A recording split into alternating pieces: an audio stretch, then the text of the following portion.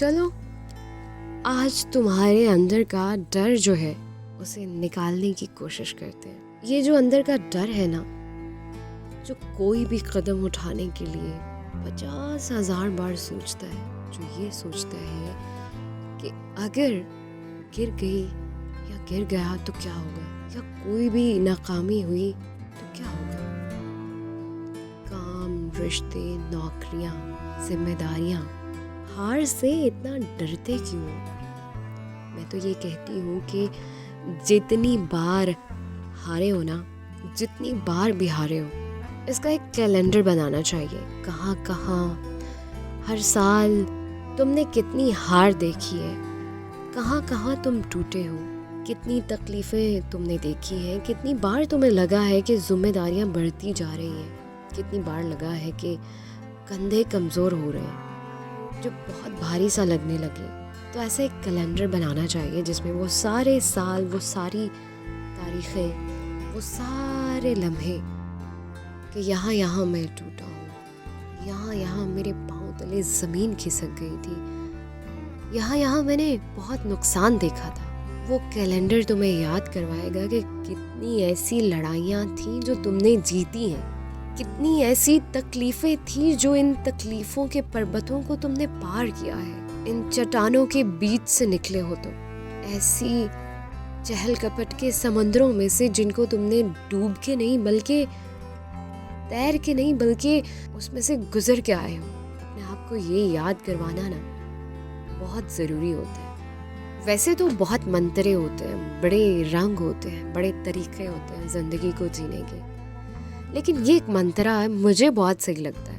ये एक तरीका मुझे बड़ा अच्छा लगता है कि जब हम कहते हैं कि भाड़ में जाए सब, थोड़ा सा बुरा ज़रूर लगता है, थोड़ा सा उर्दू ज़ुबान में हम इसे कहें तो बदतमीज़ी ज़रूर लगती है, लेकिन मेरा मानना ये है कि एक बार आप सोच लें, आपके मन में ये बात आ जाए कि मेरे पास मेरा है ही क्या जो जाएगा। वाकई हमारे पास हमारा अपना क्या है, ये जिस्म, ये शरीर जिसे हम बोलते हैं, किसी भी ज़ुबान में ले लें, किसी भी भाषा में ले लें, हमारे पास हमारा अपना क्या है। चलें आपको एक बहुत खूबसूरत कहानी सुनाती हूँ। शहर की एक बहुत बड़ी खिड़की से जब मैं नीचे देख रही थी तो मुझे कुछ गली मोहल्ले, कुछ कूचे नज़र आ रहे थे, छोटे छोटे झोंपड़ियाँ, और जब मैं दूर तक देख रही थी तो मुझे कुछ बहुत हाई क्लास की बस्तियाँ, हाई क्लास की कॉलोनियाँ नज़र आ रही थी। और मैं देख रही थी कि कॉलोनियों वाले बड़े हाई लेवल के लोग जिनके पास बहुत पैसा है, जो किसी बंगले में रहते हैं, जो किसी बहुत बड़ी सोसाइटी में रहते हैं, ऊपर से नीचे जब मैं नज़र दौड़ा रही थी तो मैं देख रही थी कि एक गली में से जब गुजरते हुए कब्रिस्तान की तरफ जो रास्ता जाता है, उस रास्ते में झोंपड़ी वाले बहुत गरीब लोग, जिनको हम बहुत समझते हैं कि इनके पास कुछ भी नहीं है, ज़िंदगी की ज़रूरियातें, ज़िंदगी की बहुत सी ऐसी चीज़ें जो कि एक लग्जरी लाइफ हम एंजॉय करते हैं, उनके पास कुछ भी नहीं है। झोंपड़ी में रहने वाला इंसान, अगर एक इंसान मरता है तो इसे भी वहीं जाना है, और अगर आप करोड़ों की लग्जरी ज़िंदगी गुजार रहे हैं, करोड़ों की गाड़ी में बैठे हैं, या फिर एक वो दूसरा बंदा जो धूप में सड़क पर एड़ियाँ रगड़ रहा है, तो अंत तो सबका वही है, आखिरी स्टेज तो सबकी वही है। तो मैं वो सब चीज़ों से क्यों डरती हूँ, या मैं उन सारी चीज़ों से क्यों डरता हूँ?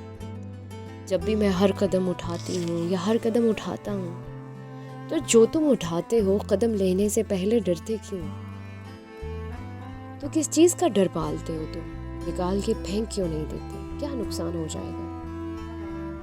तो बस आज की रात सोने से पहले इस हौसले के साथ कि मेरा है ही क्या जो जाएगा। दुनिया में सबसे ज़्यादा ताकतवर और खुशनसीब वो लोग हैं जो ज़ीरो से शुरुआत करने की ताकत रखते हैं, और अगर ऊपर वाला इन्हें ज़ीरो दिखा रहा है और वो बार बार ज़ीरो देख रहे हैं, तो वो लम्हा दूर नहीं है जब ये सारे ज़ीरो अपनी अपनी सही जगह पर लग जाएंगे। तो कोई बात नहीं, वो लम्हा आएगा जब इनकी तरतीब सही हो जाएगी और तुम्हारी कीमत नहीं होगी और तुम अनमोल हो जाओगे। आप सुन रहे थे फितरत की दीवानी, नेचर लवर, आरजे रम शहज़ादी को मेरे यूट्यूब चैनल आरजे रम शहज़ादी पर। ये ऑडियो बेड टाइम टेप में हम आज बात कर रहे थे कि हमने अपने अंदर के सारे डर को निकाल देना है। तो कीमत लगानी है, बोली लगानी है या अनमोल होना है। आज सोने से पहले ये सोच के सोइएगा। अपना बहुत सारा ख्याल रखिएगा।